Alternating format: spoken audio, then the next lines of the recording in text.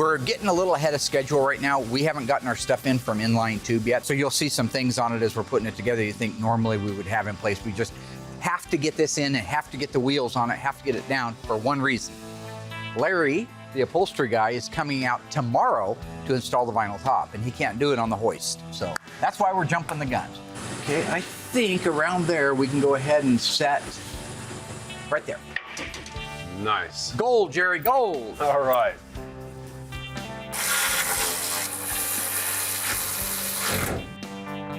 Okay. You got your shackles handy? Yes, sir. Let's lower that bad boy down, see if we can put some shackles in.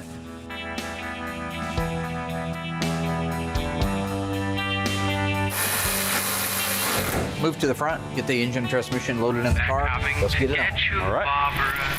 This week, we go through every phase of this 1970 Barracuda build as it transforms from a 318 4-speed to a 440 6-barrel Cuda. Coming back on the air.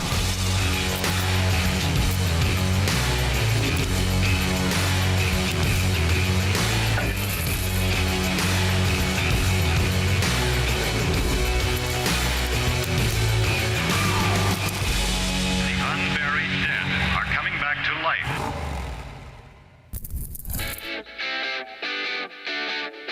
Just over 4 years ago, I got a phone call from a client who had a 1970 Barracuda Grand Coupe. She had bought this for her husband for their 5th anniversary. And I believe they've been married 19 years right now. So that car has been a part of their family for at least 17 years. If my math, that's what I'm coming up with. He was looking to maybe get a Harley Davidson or a muscle car. Well, he loved Cuda, she knew that. So she did a little bit of sleuthing, looking around, of course, early days of the internet, and she found one down in Florida. It was a 70 Barracuda Grand Coupes, like Cousin Dougie's car. Remember I told you about his lemon twist yellow 318? Well, here's kind of the ironic thing. That car was a 318 4-speed from the factory. Now, it doesn't sound like a lot to you sitting there, and maybe at home you don't realize how unusual that is, but most of the 318 cars were automatics. But to put it into perspective, 164 1970 Barracuda Grand Coupes were built with a 318 and a 4-speed. So it was a rare car. Doesn't mean it's worth a lot of money, but it means it's rare. So she put a deal together to get that car, and she presented it on their anniversary. She actually had 2 pictures, she told me, sitting on a dining room table there when he came home from work. One was of the Harley Davidson he was dreaming about, and the other one was about the Barracuda. And he immediately picked up the picture and says, "I'll see you in a week." He went down and picked up the car himself and flatbedded it back. So when we took this vehicle in, we had just moved into our new shop here, and I was looking to populate it as much as possible. Prior to that, we were doing 1 or 2 cars a year, and I wanted to get a good, healthy backlog, so I did take on a lot of cars during that time. So this was one of the cars that came in. I was definitely intrigued at the idea it was a 318 4-speed, even though it wasn't going to end life that way. It was still something really cool I could show Doug. I like to document the cars. I like to make sure that I have everything written down. As this one's missing a fender tag, always was, so I had to go about it more sleuth style, where you go in and say, okay, does that footprint show that it had this transmission or this cross member or this rear end? How many holes are there in the firewall? Did it have this? But that allows me to create a database. So when guys like Dave Weiss, who write the books, who by the way just texted me a little bit ago asking my advice on something, so it is what it is. I like to have that data handy for him, you know? I don't need my name in a book, you know, to say, oh, you're the man. So I have a show. We've taken the 1970 Plymouth Barracuda 318 4-speed car and converted it to his dream car, which is a 70 Cuda 440 6-barrel, 4-speed transmission, Dana rear end. FE5 Rallye Red, which ironically is the original color that car started life. They're going to be very excited to see that car completely done. Finally, after 17 years, for the very first time, be able to drive it. So this little Barracuda was in pretty bad shape when we got it dipped, came back, and really got an opportunity to look it over. It had came out of the Florida area, as I had mentioned earlier, and a lot of stuff down there, especially if it gets close to that coast, boy, it rusts. And so it had a lot of work done to it, but a lot of that work just needed to be redone. Maybe it was tried to keep the repairs too small back when somebody did it, or maybe it just wasn't quite the way it needed to be. Bottom line was, we had a massive undertaking. Once it came back, it was a major job. George had to work both A-pillars, both of the hinge pillars, which usually are about the last thing to rust on these E-body cars.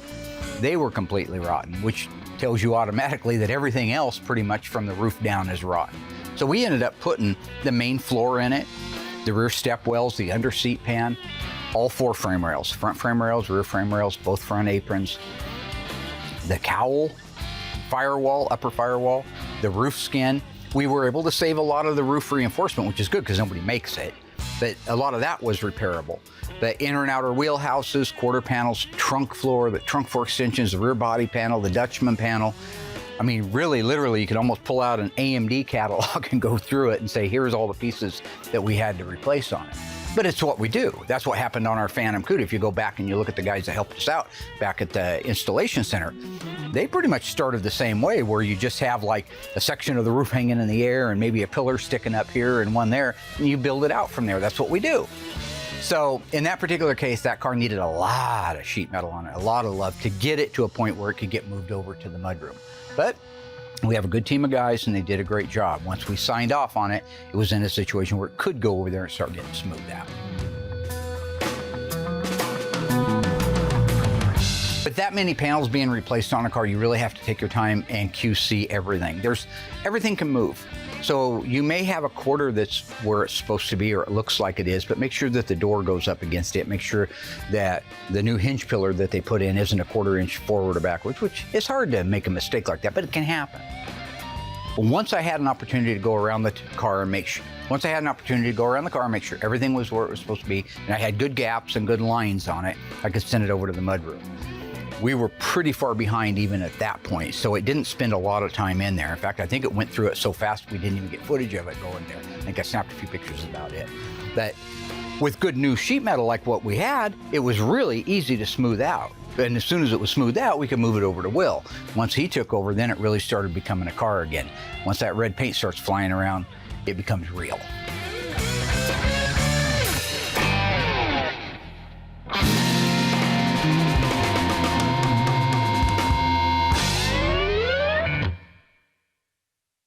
Wax poetically about production numbers. You've never used that word in that context before. Is this a new one for you? What, wax poetically? Yeah. You have? About what part? Kind of talk about the production numbers for that year. You can either be about converting it to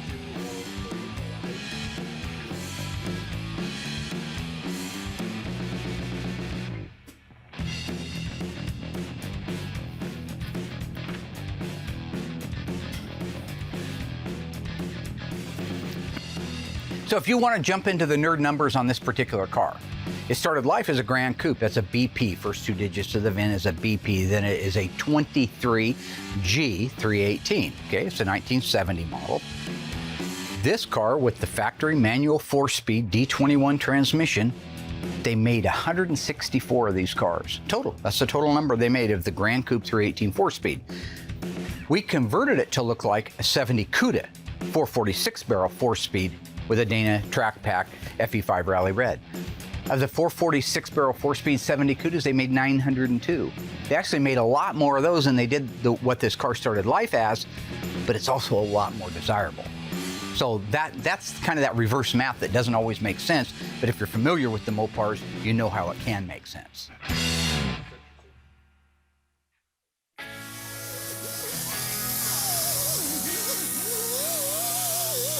Well, that looks very good.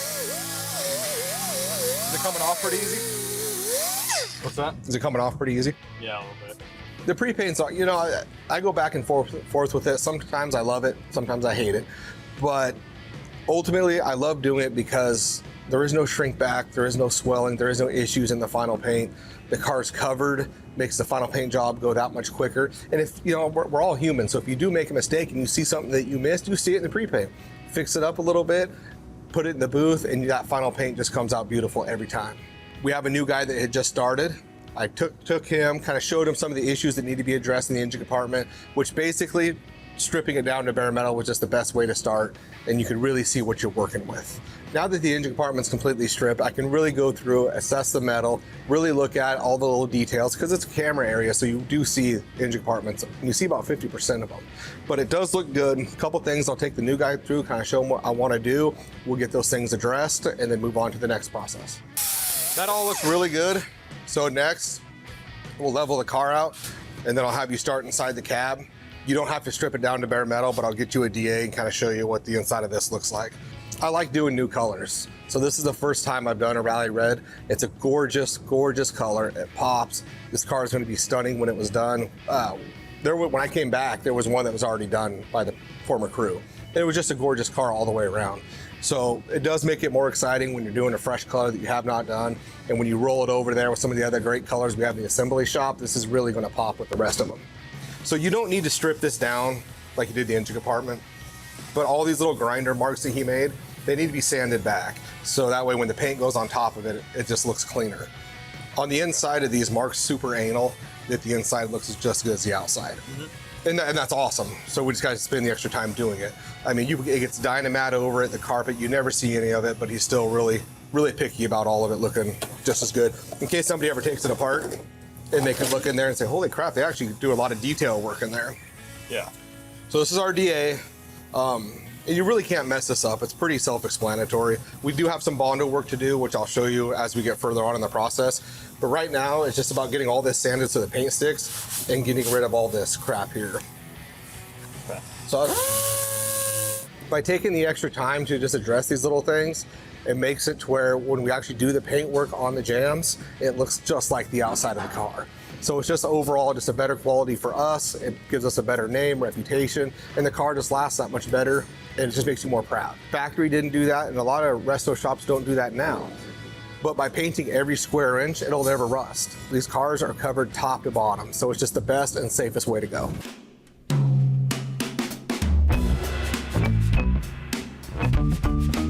Okay, so what we're doing right now is gapping these points to 17 thousandths. Put it up on the high point on the lobe, open the points up to 17 thousandths, and lock the screw down. Okay. There's my man, my toucan Sam, my can of spam, my green eggs and his name. Ham. Green eggs and ham. That's him. That's what he does. Absolutely every time. You don't understand. You cannot wait to get the punchline out. If you know how the punchline goes and the poor guy telling the story is building it up real good, you'll slice those legs right up from underneath him and spew out the punchline. You do the same thing with songs too.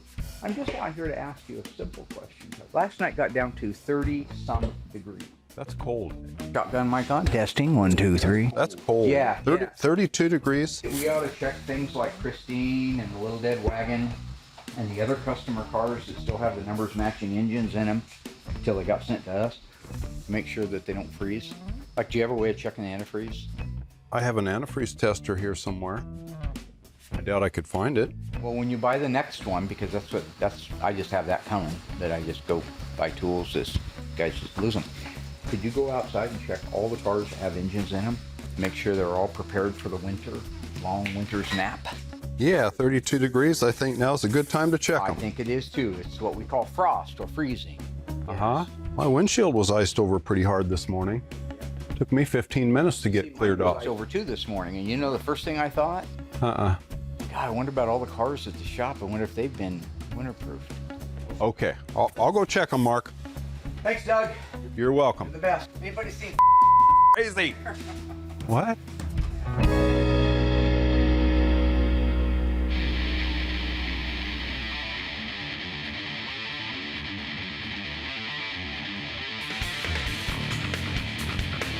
You're in the booth right now with us. We have all of our fenders and our doors for our 1970 Cuda that's going Rallye Red. So now we're gonna kick you guys out of here and get the color going on these parts.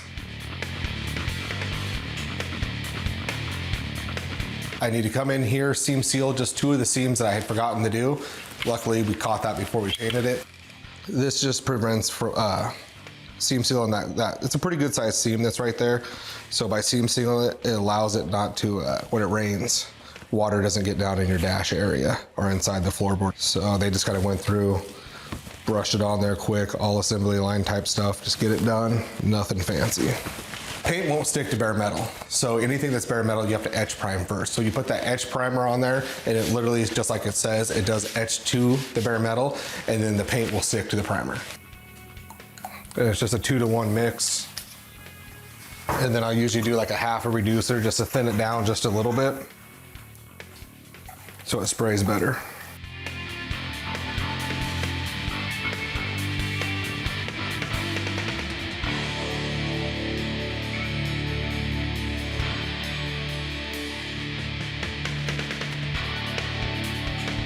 So since this car started life as a FE5 Rallye Red, that's exactly what the owner wanted to keep it, which that's the stuff I really love. Yeah, we're going to convert it. We're going to take it from a 318 and make it into a 6-barrel car, but let's try to keep some originality in there, you know, as kind of a tip of the hat to Chrysler. It's time to get the single stage mixed up and make it red. And the car is going Rallye Red. It's a gorgeous color. We haven't done it in quite a few years, and we're doing it in a single stage. So it does go a little bit quicker, so you're not having to actually do it base coat, clear coat. You go in 3 or 4 coats and you're completely done. So in this case, he wanted a FE5 Rallye Red. This was the first time Will ever painted Rallye Red. Now, it's not a difficult color. It's not a metallic. The only real difficulty with it is reds can be transparent. Even in the fine PPG paint that we use, they can be a little transparent. It's just as important to do the inside of the engine compartment as nice as the outside of the car. So it's one of those high camera areas that just has to look perfect from start to finish.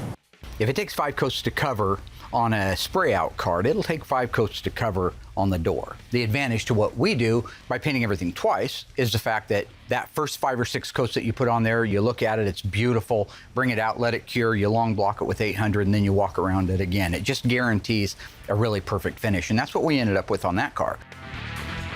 Once I get the engine bay wrapped up, we'll hop inside, get the cab done, and then we'll get the trunk done. Then at that point, we can hang this whole thing together, start blocking it for final paint. The lines are beautiful, the color is rich and it's deep. It's original, and this is actually a concept single stage paint. This is not a base coat, clear coat. This is their concept PPG. It's a polyurethane paint, and it is just, looks like you can stick your hands right into it.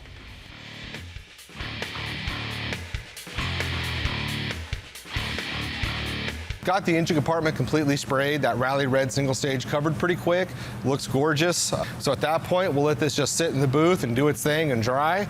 And then as we move forward, we'll get the cab done, inside the trunk done, get the car put together completely, block it out, clean it all up, make sure the car looks perfect, and then do our final paint job on it.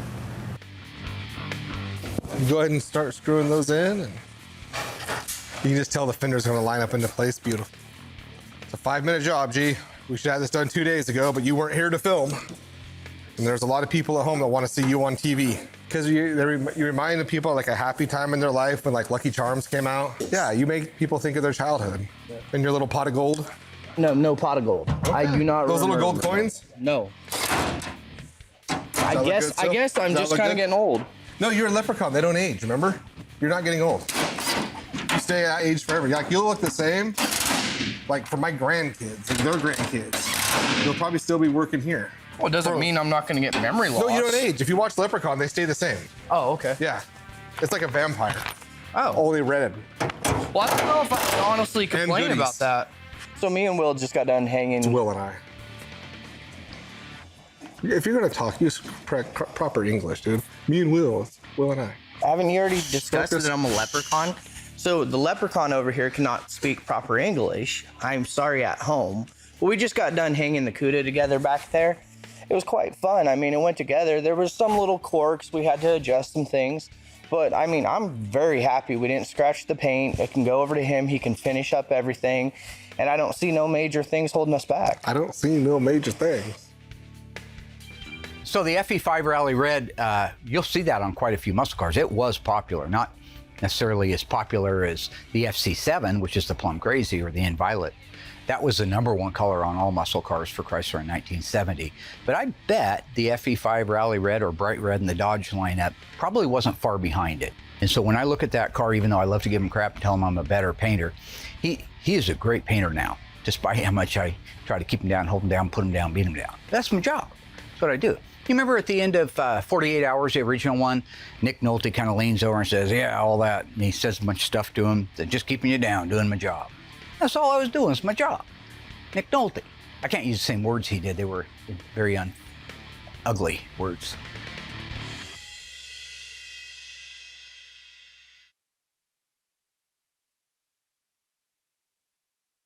Oh boy. Hey, we have antifreeze. That's a good thing. Got some nice antifreeze here. Antifreeze tester. Is that enough for all the cars Mark just listed? No. Let's get this done quickly so we can get back to what we're supposed to be doing. Is it cold outside? Yes. Can I put a coat on? Yes. Thank you. Oh, man.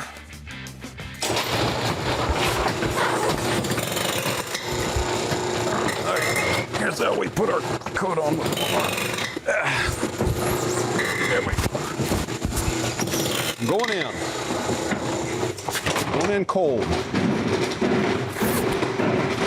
Where's my glove? Where's my mittens? Has anyone seen my mittens?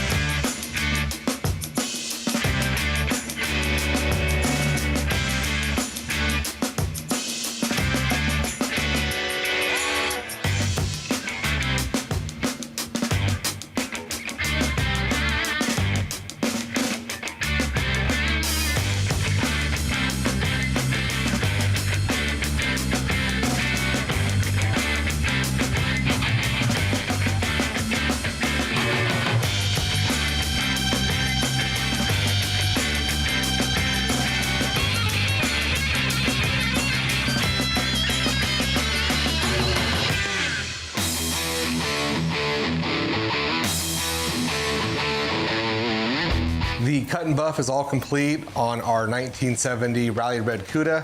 I've rolled it outside where I'll get it all pressure washed before we go ahead with the undercoating and blacking out the taillight panel.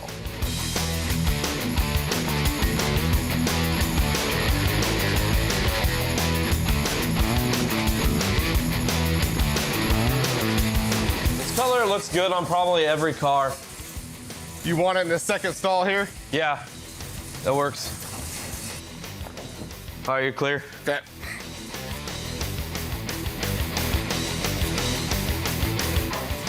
Yeah, there you go. Isn't that pretty? Yeah, that looks great. It's nice to see a new car over here, especially a new color, isn't it? Oh yeah, It's a pretty straight car. nice bright color. Yeah. And that's straight, that looks really good. Thank you. So right now I have Doug and Ezra over there in the assembly shop building out Sipes' rear end for his Cuda. Originally, when I spoke with the owners about the car, I knew they didn't have just like multiple dollars to throw at. I mean, they're a working family, they're salt of the earth kind of people. So originally my budget didn't have to put the Dana in it. All 444 speeds would have had a Dana rear end in them in 1970 or earlier and later. As I was building the car, especially the fact that we were running over on our time and they'd been so gracious, I thought, nah, I want to finish this car out really righteous for them. So I got hold of the guys at Mosier and I put in a 354 Dana just like it would have had from the factory with the 446 barrel. Could have gone with a 410 Dana, but I wanted a 354 so it'd be very drivable. But that's one of the little surprises. I don't know if they know yet, but they will when they pick up the car. So when the 70 Barracuda was introduced, it was brand new. It was brand new to the market. It was built on an E-body platform. It was wider, sleeker, lower, great looking car. The earlier ones, the 69 and back, which we have some here, they were a small bodied car. They weren't nearly as cool, as sleek, as sexy as the 1970. When the 70 came out, it had so many new features and it just grabbed you. I mean, it literally, if you walked into a showroom and you saw that car sitting there, you would want to buy that car. Now here's what I've done for my little friends at home here. This is what I do. I got a fertile mind, my mother used to say. I put together a little video for you using some of the old original footage from the original Insight videos that were made by Chrysler that we have access to, and put it together with a little bit of GYC twang. So this is where you'll cut out where I'm talking right now. You kind of fade to black.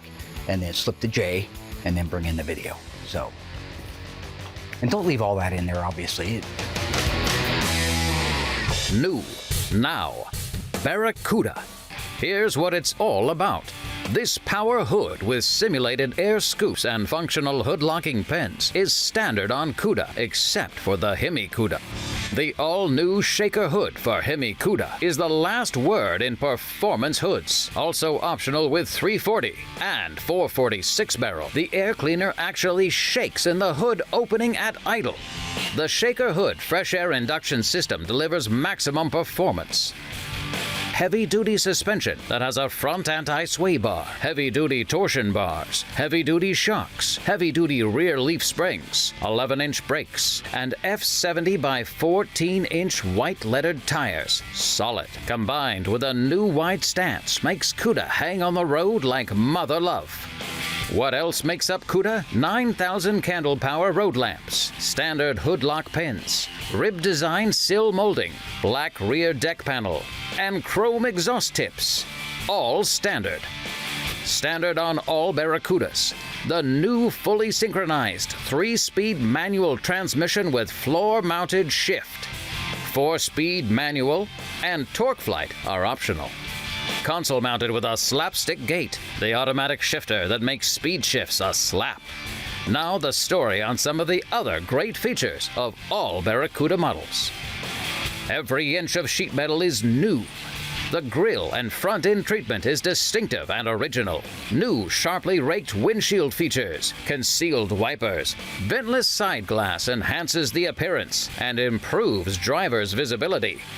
New recessive door handles provide maximum convenience and security in the rear. New triple taillights set horizontally.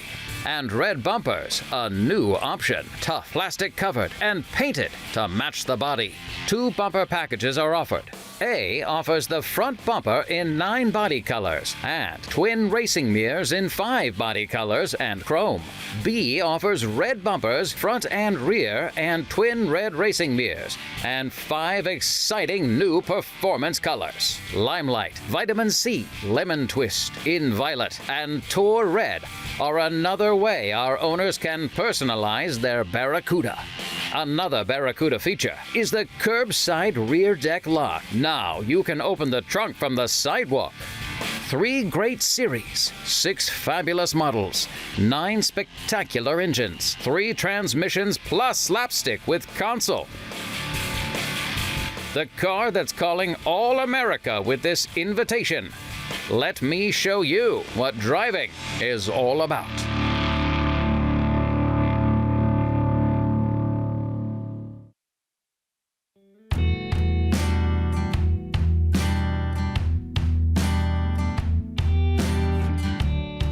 I don't typically, like, it's not in my DNA to be regretful, all right? So, but that doesn't mean you're not mindful, all right?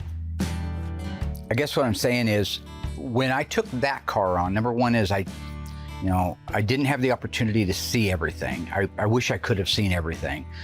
And it really wouldn't be probably that I would make the price any different, because I really wanted to make it happen for the people. I think that was the most important part of it. But I probably would have just given myself like oodles amount of time more than I did. So I guess if that's a regret, it's that. But I don't think that, typically speaking, you can regret necessarily things that you've done if you did them in a good spirit and you weren't out to hurt anybody.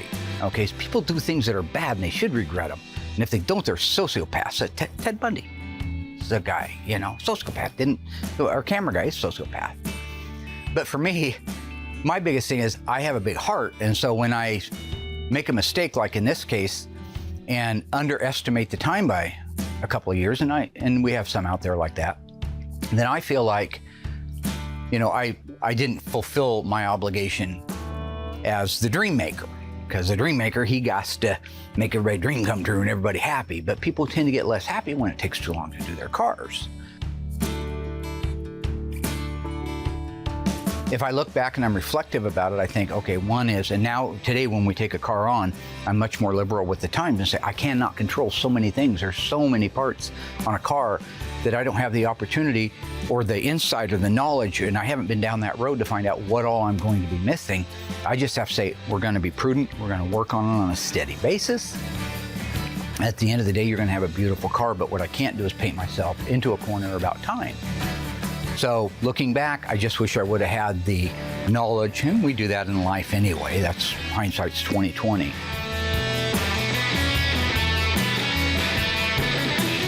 And then I think that at that point, if you tell somebody that, they have the opportunity to say, look, I want you to do it, but I ain't got 4 years. You know, I just don't. Because there are shops that probably could do it quicker. I wouldn't say they do it better. They probably wouldn't do it as good, but they could do it quicker. They probably wouldn't do it any cheaper either, to be quite honest with you. I keep our prices way in line compared to some of our competition that's out there, and we don't have a lot. But the guys that are in there swinging the bat with us in the cage, they're double our numbers in price. I have one advantage that my competitors don't have, okay? And that is that I have a television show. And I know the networks don't get happy when I talk like this, and you guys can edit it out if you want to. But because we are in that position, and because we don't ever say something that's not true, I won't put a part on a car. If you give it to me, I couldn't care less. If I don't like the part, I'm not going to put it on the car because it's the people and my reputation that I have to worry about.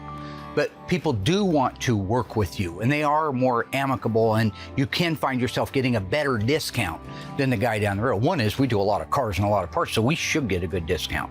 But the show doesn't hurt anything as well.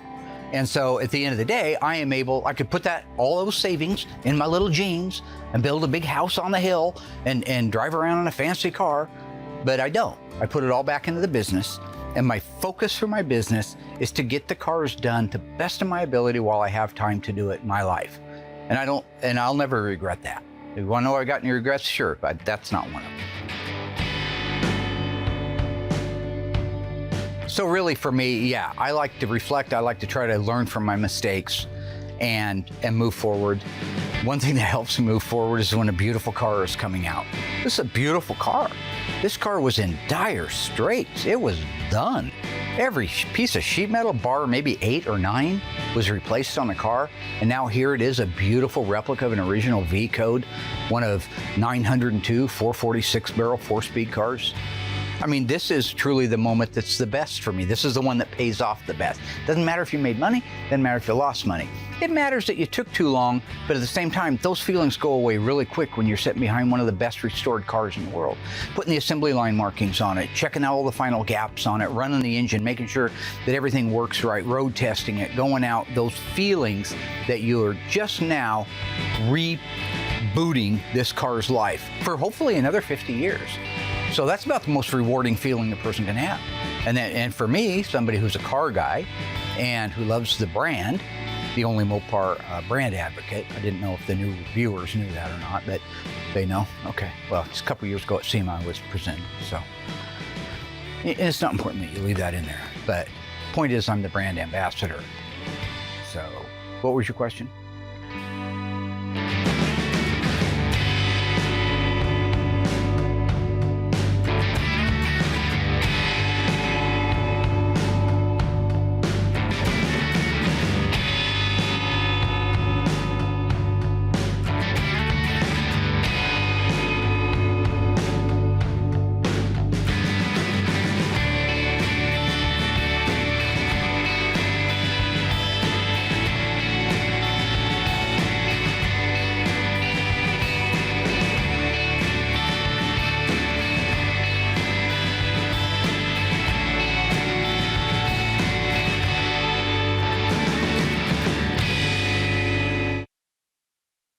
Yeah, so one of the things that I like to do is, one of the things that I pretty much require, at least they say lead by example, don't screw around right then. I mean, there's plenty of time for jokes, right? I believe that jokes are very important. I think they build morale, but when you're putting an engine in a $100,000 car, that's probably not the time to be goofing around and playing, if I can say that word. I think I can. Is that on the censor list? Yeah. Lots of bleep. Yes, a bleep ass? Why not? Oh, that's ridiculous. Get my lawyer. I'm calling Johnny Cochran. Okay. One of the things the client wanted on this car was the optional, didn't start life on this car, but you could get it, was the rubber bumper. But there's a guy, Tommy the Crico. I love Tommy the Crico. I met him at SEMA a few years ago, and he said he was going to start making them, and he does. We've pre-fitted on the car, and it fit better than the factory ones did. The original factory ones still had problems. A lot of times they weren't wide enough, and they just suck up right against the body, and it would cause it to chafe and rub the paint off. This fit beautiful. Other than just finishing some of the edges that needed to be sanded out, it was a beautiful part. So yeah, I gave it the green light, gave it my blessing to get it painted red and put it on the car. And boy, it really does set off that car. Hey, okay, the thing that we mentioned earlier about the My Cousin Vinny. Okay, so Mark's brilliant idea of the week. He wants to recreate large portions of My Cousin Vinny. You know about the Yamaha we're building for SEMA? I don't. Yeah. That's next year's project? Yep, 1972 Dodge van. It's already in the works. Are you gonna finish this year's project maybe first? You've been around ODL a little too long. No, it's just, I think it's a legitimate question. I mean, okay. How can I help you help me? Okay, I looked What into courthouse did you find to do it with? Okay, courthouse I called. We can't actually shoot there. No, that's the one we're doing it in because that's the one that looks exactly like the one of My Cousin Vinny. How have you been in that courthouse? I've been in that courthouse when I was a kid because I wasn't a spooner like you. I didn't have everything handed to me. I didn't have everything handed to me. This is that Wahlberg stuff I was talking about? Yeah. Uh-huh. No, that's a good ratio. Yeah. Okay, so you got that. Yeah. You got The that. courthouse was. That's yeah, done. That's not gonna happen, did you get the actor? Doug's gonna. Do some acting? Doug's acting lessons. And Alyssa. I haven't Tony gotten to that. Yeah, they all of you guys need acting lessons, and that's you as well. I'm assuming. So I don't need any. I know that. Do you wash those? Yeah, I wash them. Okay.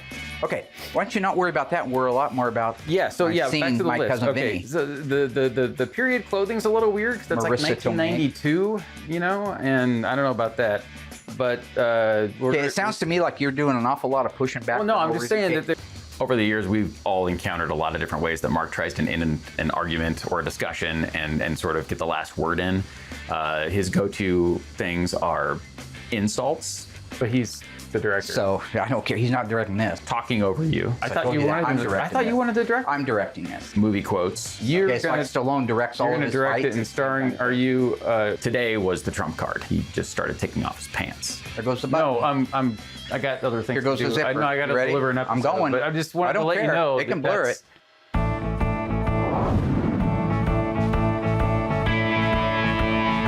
So one of my favorite parts is the road test. It's really the last thing you have to do. You have to get that car out, put it through the paces, and make sure everything functions like it should. Because one of the things I put in my agreements is that I will put the car back in its original assembly line condition relative to safety, function, and appearance. And that's all three. That's the big three. That's the Trinity. Not to get biblical on you, but that's the big one. So I'm looking forward to getting out and driving that car.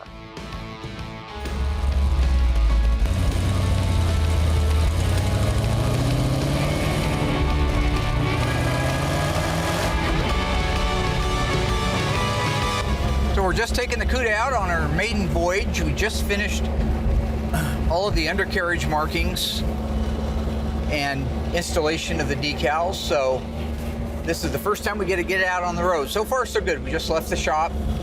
Boy, these old gearboxes, man, they are just noisy as heck. I mean, it's not a bad noisy. So there's first gear, feels good. Second, nice shift. Jamie back there at Pass On did the 4-speed in this. We needed a date-coded 70 Hemi 4-speed, so he had one there and he built it out for us. It shifts nice. A lot of times these are a little harder to shift, but this thing's just beautiful. There's fourth gear. And boy, it wants to go. You can feel it. So there's just a little bit of acceleration. Nice. Just kind of got to run through a few things before you can really play with it much. So right now I'm just making sure the brakes work, the clutch works, everything works like it's supposed to. Make sure I look handsome on camera. Steering's working nice. Let's open up those secondaries a little. Sounds good. Sounds healthy. It's the way they're supposed to. So that thing's when it's idling around, just so you folks know, It's running on the center carburetor until I stomp it to the floor. Center carburetor is 350 cubic feet per minute. The outboards are 500 each. So under full acceleration, foot to the wood, everything on, it's 1,350 cubic feet per minute. So you guys that had 780 Holley double pumper dual feeds back in the day, and you had an 800, or maybe you had one of those great big 3 barrels, nothing compared to 1,350 CFM.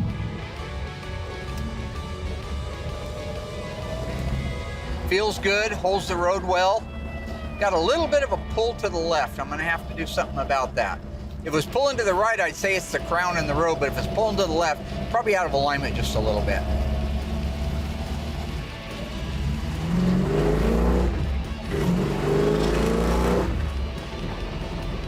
So going through the corners, I set these up at about 2 degrees of caster. That's the most we can get out of it, positive caster. And that allows it to hug the road real nice and for the steering wheel to turn back like it's supposed to.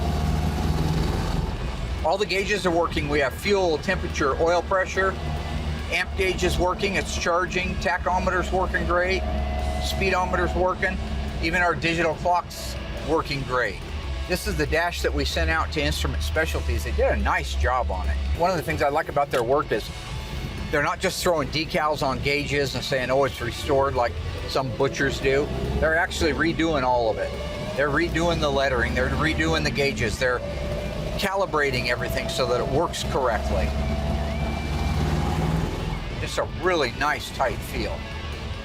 No rattles when you go over the railroad tracks, that's good. You want to put it through the bump test because that's when, if an exhaust system is a little bit too tight, it'll rattle against the floor of the car. Those are the times that you want to pick that stuff up. Well, speaking of the exhaust, so this is our first system that we've used ECS for, and it's a great sounding system. But the best thing about it is it's an absolute 100% spot-on duplicate of the original one, with all the vendor codes, date codes, all the stuff's on it. So far on the road test, everything's working like it's supposed to. Brakes feel a little tight. You might have the shoes adjusted up a little bit too far. I can feel a drag, so like right now we're on a hill. I let off the brake and I don't feel it rolling, so I know I need to back those off a little bit. So when you spend that long on a car, probably the most rewarding part of the entire thing is being able to call the owner and say it's done. It's officially done. I've checked it off. Fly out, check it out, we'll send it home. That's a great feeling. It also means another car gets to move up in the queue, which is even a better feeling. And if we could do 20 of those a year, we'd be sitting on top of the world, Ma. Top of creation, looking down, and the only explanation. What's that song? Love that is found every since you've been around.